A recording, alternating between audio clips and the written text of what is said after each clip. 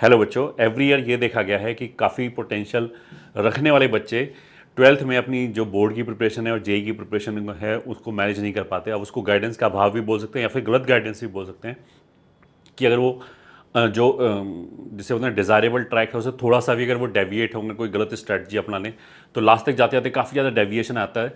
और बहुत सारे बच्चों को हमने ये देखा है कि 5-6 महीने खूब हार्ड वर्क करने के बाद, मतलब डेली 12-12 13-13 घंटे पढ़ने के बाद भी जब उनसे चीज़ें मैनेज नहीं होती because of lack of planning, या फिर हम बोल सकते हैं बहुत सारे रॉन्ग परसेप्शंस होते हैं बच्चों को, उसकी वजह से फिर वो प्रिपरेशन गिव अप मार देते हैं पोटेंशियल होते हुए, जबकि उनके पास ये पोटेंशियल है कि वो ट्वेल्थ के साथ ही सेलेक्ट हो सकते हैं। फिर उन्हें लगता है कि अब तो हम ड्रॉप ईयर में करेंगे, अभी हम केवल बोर्ड्स पे फोकस कर लेते हैं। तो इस वीडियो में लास्ट तक बने रहें। I will try to discuss couple of points या कपल ऑफ परसेप्शन जो तुम्हें हेल्प करेगा दोनों चीज़ को बैलेंस करने में और अपना बेस्ट देने में। तो लेट्स स्टार्ट। सबसे पहले तो क्वेश्चन उठता है कि whether you are regular school going versus बाकी के बच्चे जिनको स्कूल नहीं जाना पड़ता। वो एनआईओएस के भी बच्चे हो सकते हैं या और भी किसी रीज़न से हो सकता है कि उनको स्कूल ना जाना पड़ता है। तो अगर आप मेरे से पूछोगे कि मैं क्या चीज़ प्रेफर करूंगा अगर किसी बच्चे के पास दोनों ऑप्शन है, तो I will say definitely this, because competition JEE के अंदर बहुत ज़्यादा फियर्स है। तो जो भी आपका टाइम है पूरे दिन का वो अगर उधर ही लगेगा तो आपके पोटेंशियल के हिसाब से बेस्ट पॉसिबल रैंक आएगा। प्लस आप इसको ऐसे भी देख सकते हैं कि बहुत सारे बच्चे जो प्रिपरेशन कर रहे हैं they are not going school, because school में चाहे कितना भी सो कॉल्ड ब्रांडेड स्कूल हो, बट वहाँ पे इनहेरेंट प्रॉब्लम ऐसा है कि वो आपको फोकस करा ही नहीं सकते। मतलब वो जो आपके आर्स हैं वो एफिशिएंट आर्स नहीं जाएंगे। और उसका एक रीज़न मैं इसको छोटा सा ऐसे बता सकते हैं कि जैसे ट्वेल्थ बोर्ड में जो अपियरिंग स्टूडेंट्स हैं वो अगर इतना बड़ा सेट है तो उसी का सबसेट है, मे बी 10% बच्चे जो होंगे वो जेई अपियरिंग होंगे, मतलब जो जेई मेंस का एग्ज़ाम मतलब फॉर्म भरते होंगे, ये हार्डली 10% होंगे। मतलब वो जो 10% बच्चे वो इतना करेज दिखा पाते हैं कि उन्हें एग्ज़ाम का फॉर्म भरना है। और उसमें से भी जो जेई एडवांस में अगर हम सेलेक्ट करें तो 1% बच्चा सेलेक्ट होगा। मतलब यहाँ से यहाँ तक 10% बच्चा रह गया और यहाँ से यहाँ तक 1% बच्चा ही रह गया जो प्रिपरेशन, मतलब जो फॉर्म भरने वाले वर्षे बच्चे हैं वर्सेज जो फाइनल आईआईटी में जाएगा। अब जो बोर्ड की कोई भी टिपिकल क्लास होगी चाहे वो कैसा भी हो, तो वहाँ पे जो बैच बनेगा वो कुछ ऐसा बन रहा होगा। मतलब उसके अंदर ये बच्चे भी बैठे होंगे, ये बच्चे भी बैठे होंगे और ये बच्चे भी बैठे होंगे। अब इसकी जो नीड है वो टोटली डिफरेंट है। मतलब जो बच्चे सेलेक्ट हुए हैं उसी के अंदर जो 100 रैंक के अंदर सेलेक्ट हो रहा है, जो 10,000 के अंदर सेलेक्ट हो रहा है, 10,000 के आसपास है, उसी में आधा मार्क्स ड्रॉप हो जाता है। मतलब अगर 100 के अंदर रैंक लाने वाले बच्चे का मार्क्स एक्स है तो मोटा मोटा मतलब रफली हम ऐसा बोल सकते हैं 10,000 के आसपास जो बच्चा लाता है रैंक उसका x/2 है। मतलब विद इन दिस 1% इतना हैवी डेविएशन है। तो जब यहाँ से और प्रिपरेशन करने वाले बच्चे पे आएंगे तो और ज़्यादा हैवी डेविएशन हो जाएगा, मतलब उनकी कैपेबिलिटी या रिसेप्टिबिलिटी के बीच में। और जब हम यहाँ से यहाँ पे आएंगे कि जो बच्चा सिंपली बोर्ड में जिसको पास करना एक डिफिकल्ट टास्क लग रहा है, तो जो क्लास में कुछ भी पढ़ाया जाएगा कि मान लीजिए कोई फिजिक्स का चैप्टर चल रहा है, मैथ का चैप्टर चल रहा है, तो वो तो इन सारे बच्चों को ध्यान में रखते हुए पढ़ाया जाएगा। तो उसमें 90% जो टाइम है ऐसे बच्चों का, ये ठीक है, वो वेस्ट ही हो रहा होगा। तो अगर वो इनके हिसाब से ना पढ़ के अपने हिसाब से पढ़े तो उसका डेली इंप्रूवमेंट बहुत ज़्यादा हो जाएगा। This is the soul reason I will से कि जो स्कूल में एकेडमिक पॉइंट ऑफ व्यू से जो स्कूल में जो हम टाइम इन्वेस्ट करते हैं, इवन इफ वो बिल्कुल जैसे बोलते हैं कि सो हाई फाई स्कूल है, इतने परसेंटेज 90% से ऊपर इतने बच्चे आते हैं, उस तरह की चीज़ें वो भी बिल्कुल यूजलेस है as far as JEE is concern. तो अगर आप मेरे से पूछोगे तो आई विल डेफिनेटली प्रेफर कि पूरा टाइम हमारे पास अगर पढ़ने के लिए ही अवेलेबल है तो वो हम जेई की प्रिपरेशन में लगाएं। पहला चीज़ तो ये हो गया। अब किसी भी रीज़न से अगर हम कुछ नहीं कर सकते और स्कूल जाना ही पड़ता है तो फिर आई विल से कि जो स्कूल में हमारा टाइम लग रहा है उसको हम अच्छी तरीके से यूटिलाइज करें, उसको मतलब वेस्ट ना करें। कम से कम भले ही वो हमारा जैसे भले ही वो 10% एफिशिएंट टाइम हो, बट अगर हमने कोई चैप्टर स्कूल में पढ़ लिया, अब स्कूल में मोस्ट ऑफ द केसेस में तो कैसा पढ़ाया जाता है हम सभी जानते हैं, जस्ट केवल एक रीडिंग जैसी चीज़ें होती है। बहुत ही शायद रेयरली ही कोई स्कूल होगा जहाँ पे ढंग से सिस्टमैटिकली समझा समझा के पढ़ाया जाता होगा। बट फिर भी अगर हमने हमारे आंखों के सामने से एक चैप्टर चला गया है और वही चैप्टर अगर हम जेई में वापस पढ़ेंगे तो उसमें हमें डेफिनेटली ईजी होगा। तो भले ही हमारा जो टाइम है वो डेली 5-6 घंटे चला गया जिसकी वजह से हमारी रैंक सीवियरली कॉम्प्रोमाइज होगा, बट उसका हम कुछ तो फ़ायदा उठा ही सकते हैं। कम से कम स्कूल का काम हम स्कूल में ही फिनिश कर लें और जो भी हम पीसीएम में चैप्टर पढ़ रहे हैं वो जेई में भी हमें थोड़ा बहुत हेल्प करेगा।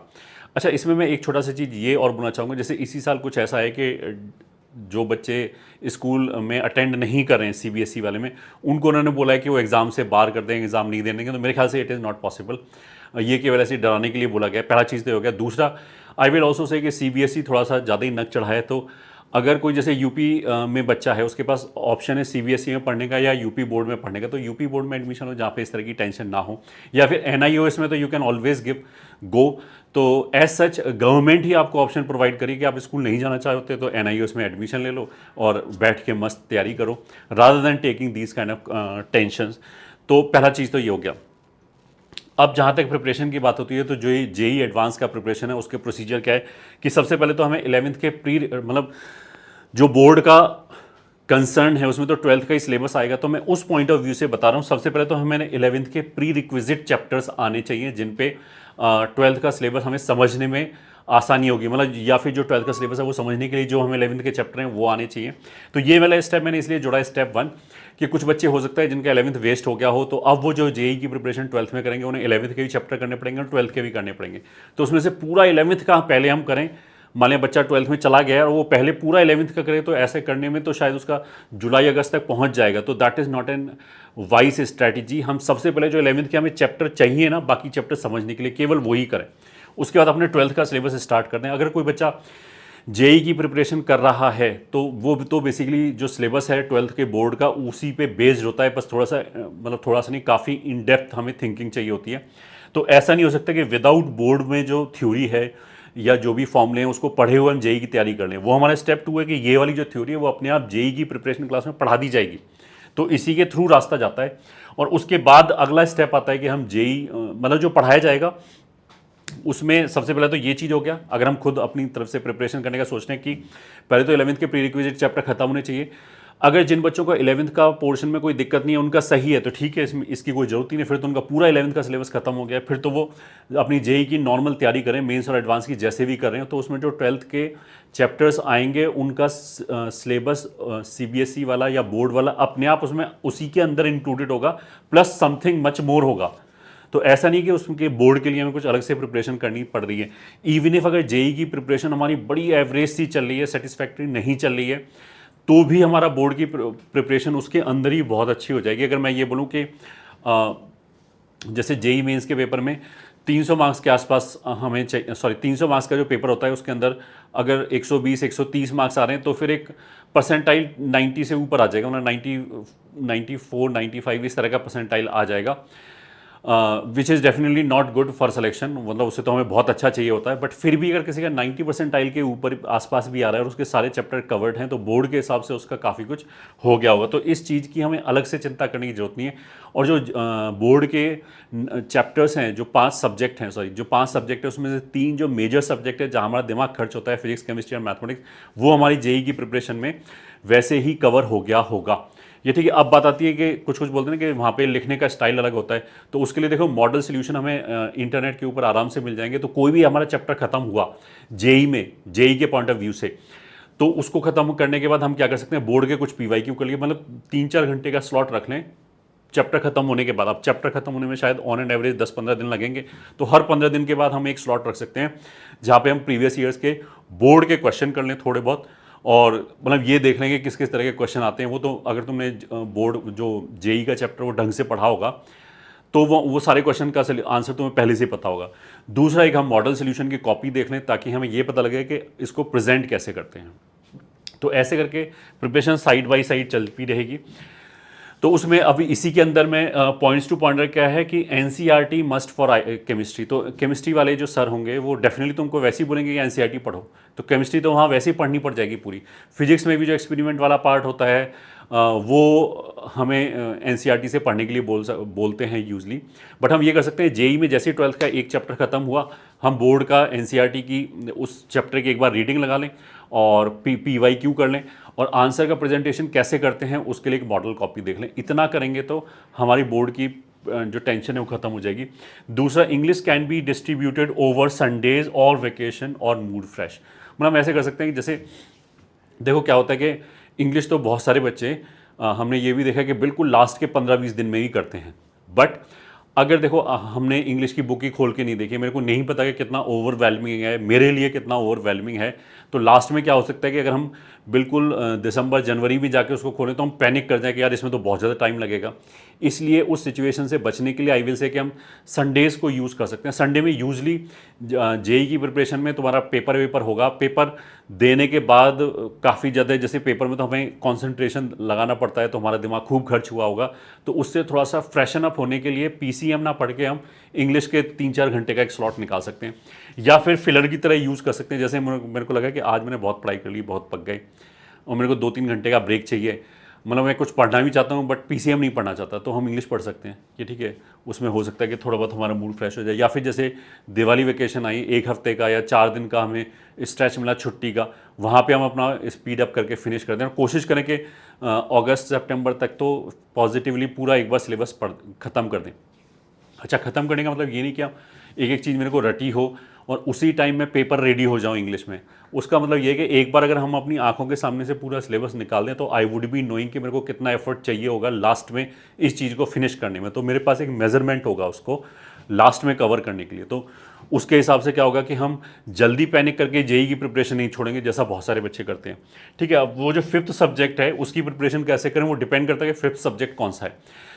तो देखो, अगर जैसे फिजिकल एजुकेशन है वो तो मेरे ख्याल से लास्ट के 4-5 दिन पढ़ के ही, मतलब जेई का सिलेबस जब फिनिश हो जाएगा उसके बाद पढ़ के ही काम चल जाएगा, उसके लिए एक्स्ट्रा अभी से कुछ करने की ज़रूरत नहीं है, क्योंकि 99% बच्चों को मैंने ऐसे ही देखा है कि लास्ट के 4-5 दिन हल्का फुल्का पढ़ के उससे काफ़ी काम हो जाता है। बट अगर मान लिया 5th सब्जेक्ट कंप्यूटर है तो कंप्यूटर का हमें मान लिया बहुत ज़्यादा एक्सपोजर नहीं है, तो फिर डेफिनेटली इस 5th सब्जेक्ट को भी इंग्लिश की तरह ट्रीट करके हम इसको भी डिस्ट्रीब्यूट करें कि संडे को 2-3 घंटे का स्लॉट निकाल के अभी से पढ़ना चालू कर दें, तो एक बार अगर फिनिश हो जाएगा तो लास्ट में पैनिक नहीं होंगे। ठीक है। 4th is take help of model solution. ये मैंने बोल दिया है कि हर चैप्टर, जैसे ही हमारा 12th का चैप्टर जेई के लिए खत्म हुआ उसके बाद हम मॉडल सोल्यूशन देख सकते हैं कि आंसर इस चैप्टर में जो क्वेश्चंस पूछे जाते हैं उनके कैसे लिखे जाते हैं। ये ठीक है, वो नेट पे फ्रीली अवेलेबल है।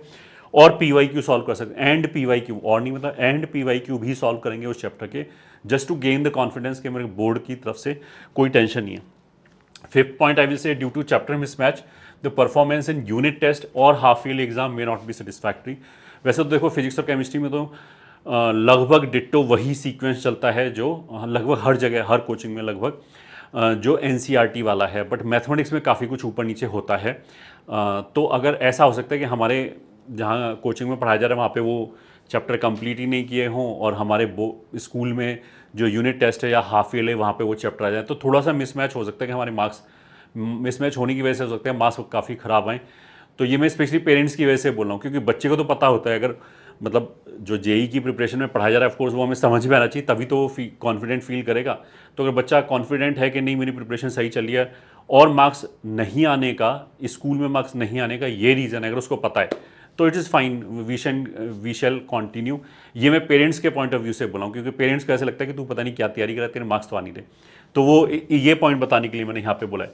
ठीक है। 6th पॉइंट है, if JEE preparation you need to cover entire syllabus then do not use पूरा 11th देन 12th। मतलब अगर बच्चों ने कुछ बच्चे ऐसे हैं जो जेई की प्रिपरेशन 12th में करेंगे और पूरी ही प्रिपरेशन करेंगे, 11th 12th दोनों पढ़ेंगे, तो उनको हम ऐसा बोलेंगे कि ऐसा मत करो कि पहले पूरा 11th ख़त्म किया, मान लिया जुलाई अगस्त आ गया, उसके बाद हम 12th करें, क्योंकि बोर्ड का ईयर है, बोर्ड में भी मेरे को 75% चाहिए होगा।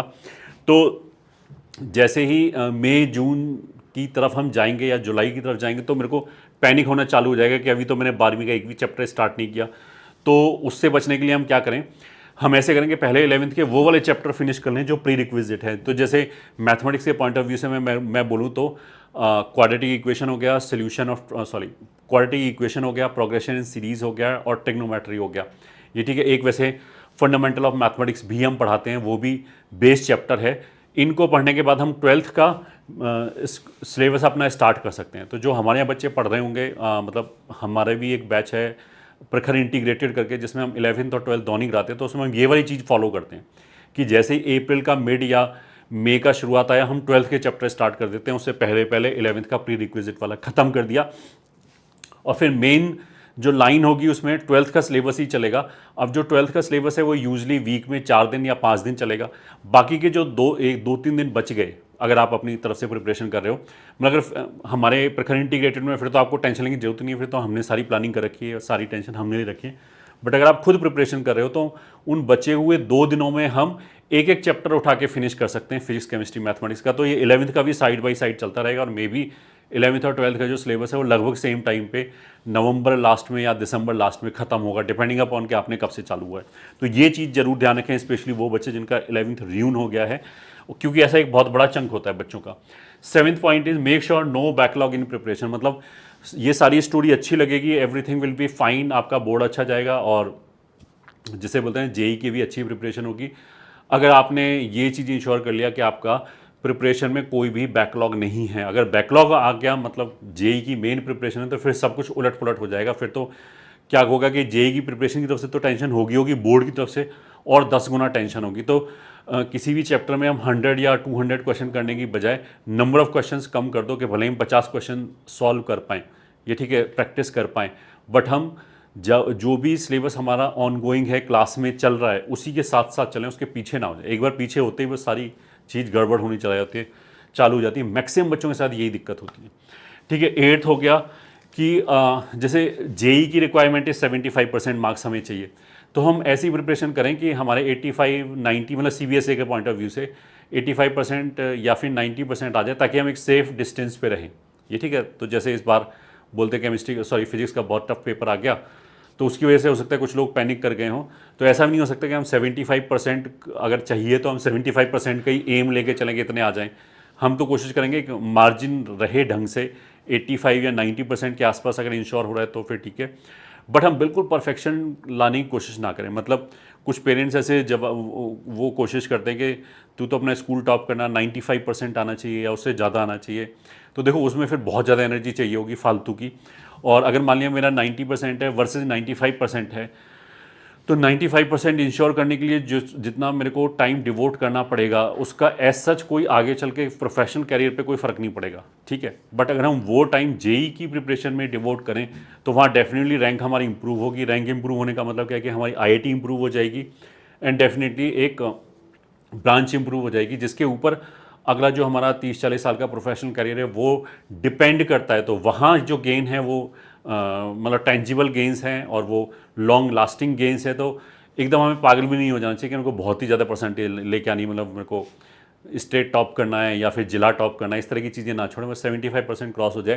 क्योंकि परसेंटेज का आजकल ऐसे कुछ बनता नहीं है। अगर बीएससी भी करनी है किसी ढंग की यूनिवर्सिटी से तो उसके लिए भी सीयूईटी एग्ज़ाम लगा दिया है, मतलब वहाँ पे भी हमें इस परसेंटेज का ऐसा कोई यूज़ नहीं होता। ये स्पेशली मैं पेरेंट्स के पॉइंट ऑफ व्यू से बोलता हूँ।